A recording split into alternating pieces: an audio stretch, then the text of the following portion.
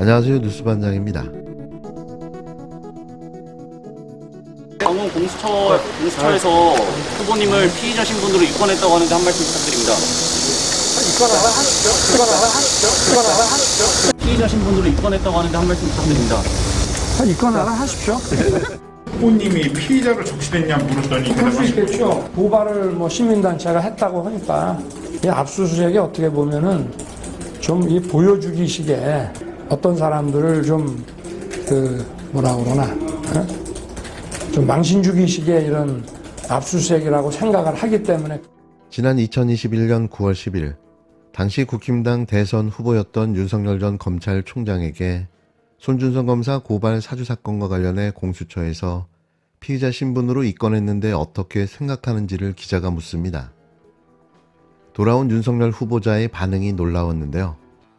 그는 너무나도 뻔뻔스럽게 입건하라고 하십시오라고 말합니다. 나는 아무 죄가 없으니 입건하든지 말든지 알아서 해라라는 거였는데요. 공수처가 수사를 시작한 지 2년 5개월 만인 21일 마침내 현직 대통령 윤석열 씨가 입건됐습니다. 부인할 수 없는 사건 정황과 증거들이 드러나면서 고발 사주 사건의 뒷배가 그를 가리키고 있었는데요. 단지 현직 대통령이라는 이유로 기소는 하지 않았을 뿐 그는 범죄자인 겁니다. 사주라는 것 자체가 이걸 그냥 검찰이 하고 하는 게 아니라 윤석열 검찰하면 검찰총장이 국회의원 백수십 명이 있는 정당을 사주를 했다는 것 자체가 벌써 굉장히 악의적인 공작 프레임이고요. 제가 이미 이제 이렇게 그만두고 나갔습니다만은 그게 예를 들어서 명확하게 확인이 된다 그러면은 손준성이 아니라 대검의 어느 직원이나 검사라 하더라도 그 총장으로서 그런 것을 제대로 살피지 못한 부분에 대해서는 제가 국민들한테 사과할 수 있겠지만 지금 현재 진행 중이니까 저도 빠른 시간 내에 좀 조사를 해보라고 하는 입장이고요. 정황이라든지 증거라든지 이런 게 나오시면은 사퇴해야 하셔야 되지 않겠습니까? 안 했는데 그거를 가정적으로 해가지고 그런 답변 자체가 그거는 안 맞는 거고요.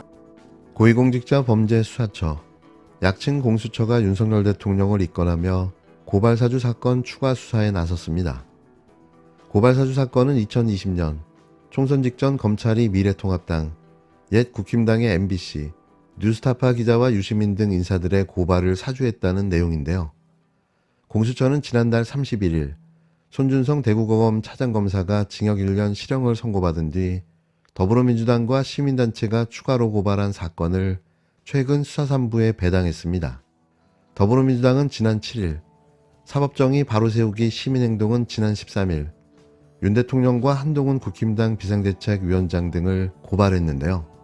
혐의는 직권남용, 공직선거법 위반, 공무상 비밀누설, 개인정보보호법 위반, 증거인멸 형사사법절차 전자화 촉진법 위반 등인 것으로 알려졌습니다.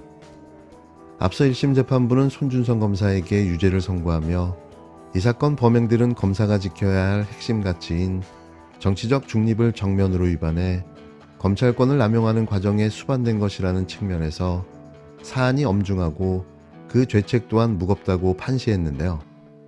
해당 판결은 2020년 4월 당시 검찰총장의 눈과 귀로 통하던 대검찰청 수사정보관리실, 즉 범정소속 현직 검사가 총선 직전 선거에 영향을 미치려고 고발을 사주했다는 사실을 재판부가 인정한 것으로서 그 파장이 만만치 않았습니다.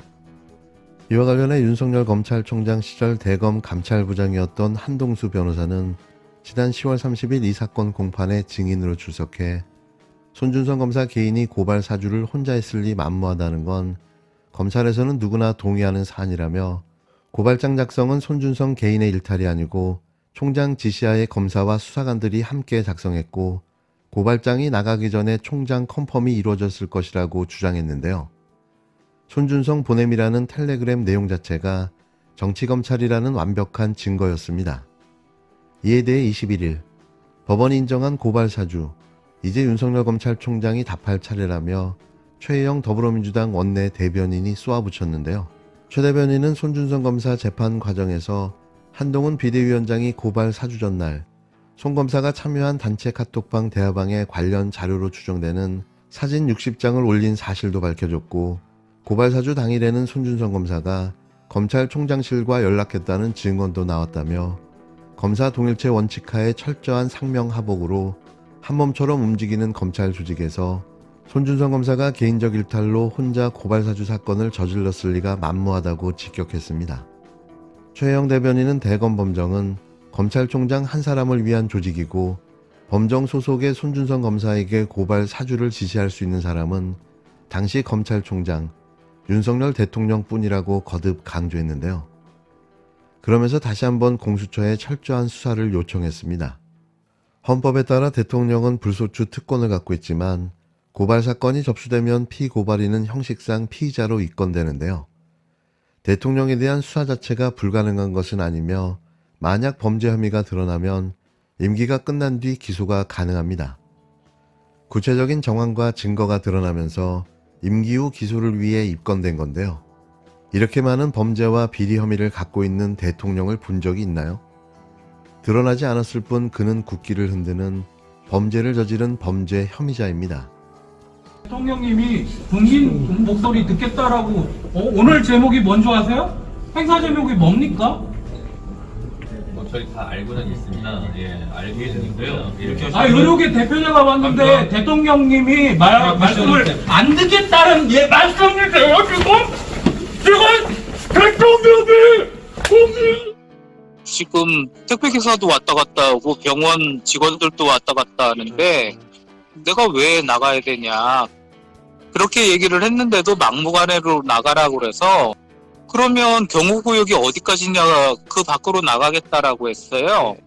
그랬더니 그거는 말할 수가 없대요. 그 옥신각신하다가 일방적으로 그 잡고 입 틀어막고 끌어내더라고요. 입틀막 정권, 알고 보니 매번 이런 식이었습니다. 국회의원, 카이스트 졸업생, 여기에 의사까지 아마도 이런 일은 더 많이 있었던 걸로 보여지는데요. 윤석열 독재검찰 정권의 무자비함과 폭력성에 아연실색할 수밖에 없습니다. 지난 1일 분당 서울대병원에서 윤석열 대통령이 참석한 가운데 열린 의료개혁 민생 토론회 행사장 앞, 이면택 대한소아청소년과 회장이 행사장 입장을 요구하며 경호처 직원들과 언쟁을 벌였는데요. 경호처 직원들은 임 회장의 입을 막은 뒤 움직일 수 없도록 양팔을 붙들고 행사장 밖으로 끌어냈습니다. 의료개혁 문제와 관련해 윤 대통령에게 전할 말이 있다며 토론회장 입장을 시도하다 경호처 직원들에게 가로막힌 뒤 제압당한 건데요. 뒤늦게 밝혀졌지만 경호처의 입틀막 대응이 한두 번이 아니었던 겁니다. 앞서 지난 16일 카이스트 졸업식에서 윤 대통령을 향해 R&D 예산 삭감을 항의했던 졸업생이 입을 틀어막히고 팔다리가 붙들린 채 퇴장당했고, 지난달 18일에도 전북특별자치도 출범식에서 진보당 강성희 의원이 유사한 방식으로 퇴장당하는 등 과잉경호 논란이 계속해 반복되고 있습니다. 이번에 입틀막당한 이면택 회장은 이재명 민주당 대표를 끊임없이 비판해온 윤석열 지지자로 알려져 있는데요. 그도 경호처의 입틀막을 피해갈 수는 없었던 거죠.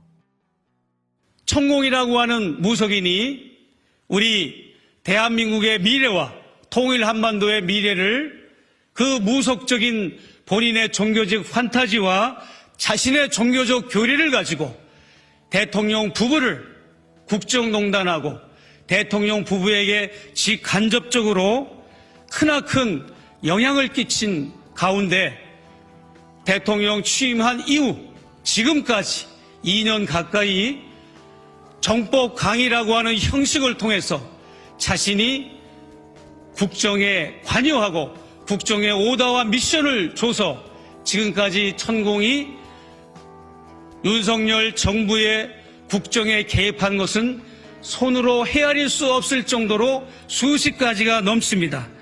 김건희 여사 일가, 아버지 김충식, 어머니 최은순, 오빠 김진우, 남동생 김진환, 모든 이런 일가족이 얼마만큼 국정에 개입돼 있고 인사청탁, 이권 개입에 관여되어 있는 것을 특검으로 여러분이 해주셨으면 좋겠고, 그리고 또 제 사건, 디올 핸드백 사건도 제디올 핸드백 사건과 그 이전에 일어났던 코바나 콘텐츠의 검사 간부 시절에 했던 그러한 많은 후원 협찬을 받았던 것, 그리고 한남동 관저로 많은 선물이 들어갔던 것들, 그리고 저 말고 다음 대기자들이 선물을 가지고 들어갔던 것, 디올 핸드백 특검, 이렇게 해서 4가지 특검이 더 추가로 쌍특검 외에 더 발효가 돼야 된다고 저는 생각을 합니다.